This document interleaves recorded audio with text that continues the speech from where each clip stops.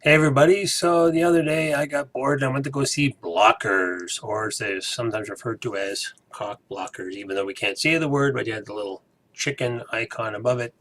This supposedly was a comedy. I gotta next time do some more research before I decide to, I'm not really feeling really good, and I think I'm going to see a movie to lighten myself up because despite people who went to go see this with me in the audience, they laughed a lot. I didn't.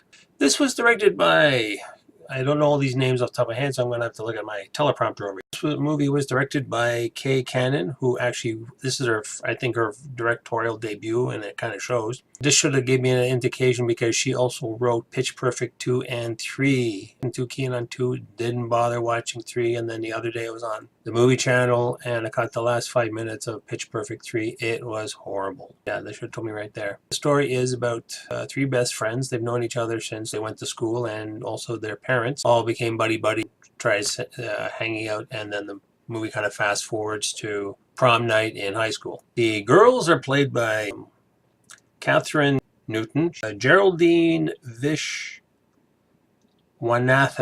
Gideon Adlin. Parents are played by Leslie Mann, John Cena. Somebody said supposedly this is his best comedy thing. I think John to either go back to wrestling or go back to something, but not acting and not comedy. And then we've got Ike Barinholtz. And the only other people that I knew of, I didn't recognize Gina Gershon. I haven't seen her like since Bound. Blockers is basically about American Pie with girls, but a little bit smarter. And the smart part is the girls. The girls are really good. I've never seen them before, but if they're ever in a movie again, I would watch them act again. But the people playing the parents, they're the ones doing all the comedy. And somebody said too, they were hoping it wasn't going to be some other, dick and fart jokes and that kind of thing, like American Pie and other teen comedies. No, in this movie, the parents are the idiots. To me, it wasn't really a funny movie at all.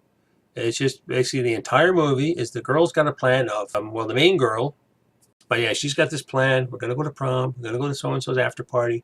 And we're going to find a nice little spot. And we're going to make out. And we're going to have beautiful sex, love, that kind of thing. And then the other friend, so Kayla is the one who's going like, yeah, oh, I'm in on this. And yeah, you know what? I'm going to do him. And she points to one of the guys across the room. And there's Sam. And she's sort of in between things. I just thought it was kind of weird, too, that you picked on sort of the awkward gawky girl to be the possible lesbian of the gang. Sam's character is basically the awkward girl. She actually loves this blonde Asian girl in school. But what I found is the whole silly thing is the parents are spying on the kids, and then they're like, oh, our mission is to go out and we're going to be blocking these. That's right, we're going to be cock blockers, and we're going to go and stop our kids from having fun. In the beginning, Ike's character was the one who was going like, no, let the kids go along. And did you know your daughter might be? Oh yeah, she told me one time before too. But the weird thing too is later in the story, his gears changed, thinking like, oh, the other guy that she's going out with, he's gonna have her way, and no, but if she was gonna be a lesbian, that would be cool. He does it that way. It's just like there's all sorts of story on holes and plots and stuff like this. Yeah, that's basically the entire movie. Like 90 minutes of.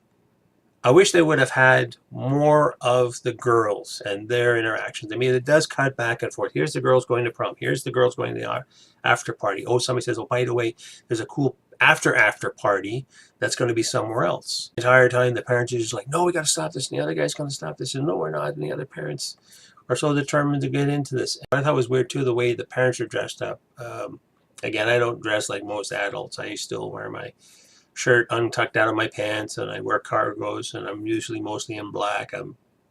Even though I never was goth, I'm kind of semi-goth. Like John Cena, he's got his plaid shirt tucked into his pants, and he's wearing like camping shorts.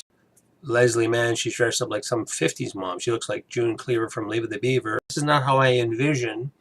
The parents are more stereotypes than the kids are. The kids are just like regular kids, and the kids overall, all the the young actors, it doesn't feel like I'm watching Degrassi or from back in the day. If you ever watched 90210, there was nothing really funny about this, and more of the dick and fart jokes. Actually, it wasn't a fart joke, but there was. If you saw the trailer, one of the trailers, John Cena does do. They thought they're gonna do chug beers when they're trying to sneak into one of the parties, and so like, no, we're gonna butt chug. I guess that's a thing nowadays, where you basically do a beer enema.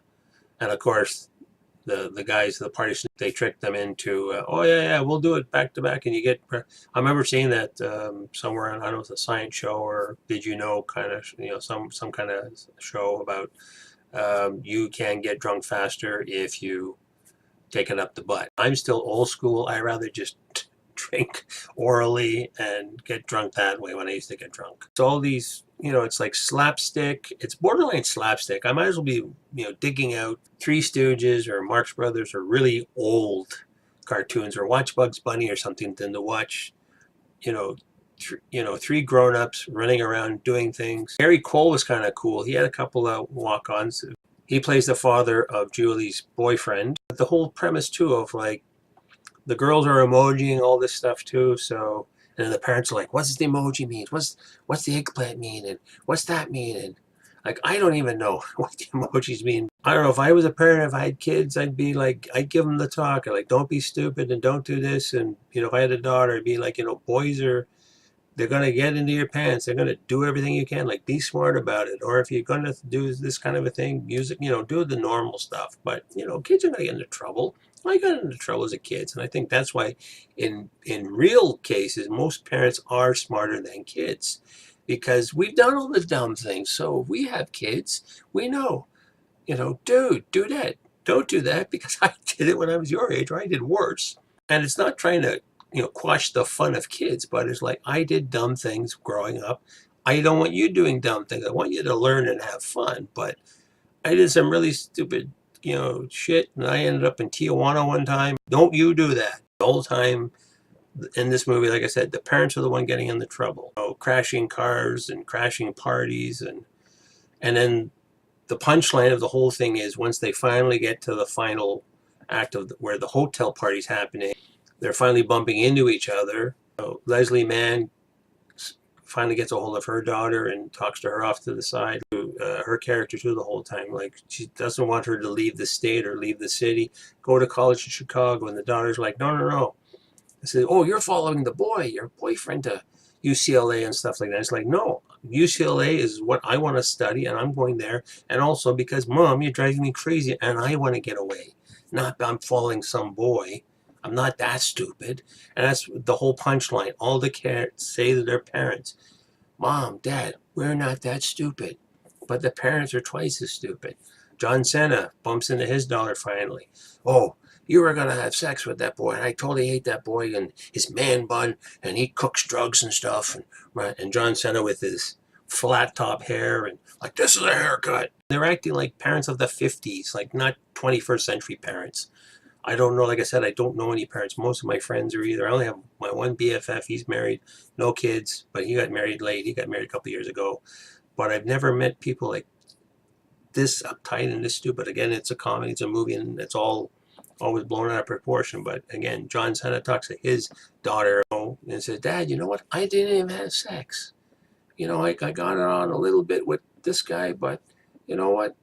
I know what I'm doing, and so you don't have to worry about me. I made the decision. I didn't need you to tell me to not have sex. I didn't have sex. Ike meets up with Gideon, and their characters start talking, and same thing too. Oh, you were going to have sex with that boy. And she's like, no, Dad.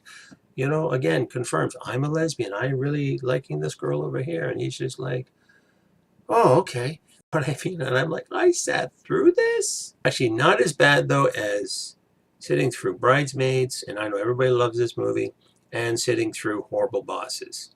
This was not as bad, but it's in the same genre of comedy. I was saying somebody the other day, I haven't really seen a good comedy in a while, but then it's like, click. I have seen a good comedy the other day. Thor 3. And then I thought, before that, Deadpool. So what's up with Marvel movies now? Are they going to be like the standard for, no, this is what funny is. This is how you make an action movie. This is how you make a superhero movie. And we just stay with Marvel because they seem to know what they're doing. That and anything done by the Nolan family, either Chris Nolan or his brother Jonathan, because Westworld season 2 is coming out at the end of the month. Not a comedy, but that's a good show to watch. Overall, as you can tell, I wasn't impressed. I looked it up too on the IMDb. They gave it like a 6.6 out of 10. So, and on Rotten Tomatoes, actually I was surprised too. Critics gave it an 82. And the audience gave it the upturned popcorn of 56. This is not comedy. Comedy is not, like I said, it's not slapstick anymore. I don't think it should be slapstick anymore, or Schadenfreude. You know, or you're laughing at somebody falling down and hurting themselves. That's not funny.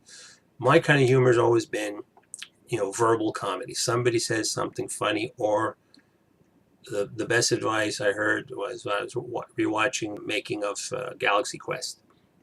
And one of the producers said, and I said this about Orville and some other shows that are trying to be comedies or funny, if you're going to do comedy, play it straight. People are playing themselves, but not leading up a joke. To me, that's funny. Types of comedy I like is trilogy from the Simon Pegg movies. I like British comedy to a point too, but sometimes not. I don't like Little Britain though. George Carlin is funny.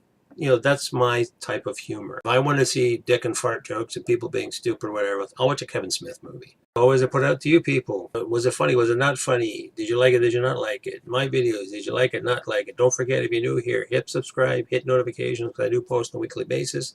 I'm also right now doing SSS Veda, posting every day as well. And as always, we'll see you in the next one.